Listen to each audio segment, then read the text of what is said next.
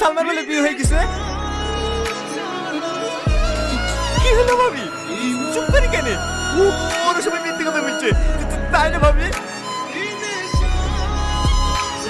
না, ওরা সবাই ঠিকই বলছে। গত শুক্রবারে সালমার বিয়ে হয়ে গেছে। তুমি সালমাকে ভুলে যাও।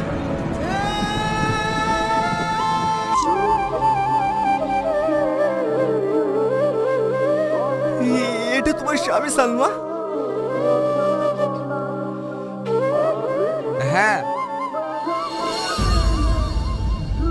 তুমি অনেক ভাগ্যবান ভাই। একটা কথা বলতে পারো ভাই, তোমার মধ্যে কি এমন আছে যে আমার মধ্যে নাই? ও যখন যে চেয়েছে আমি সব দিয়েছি।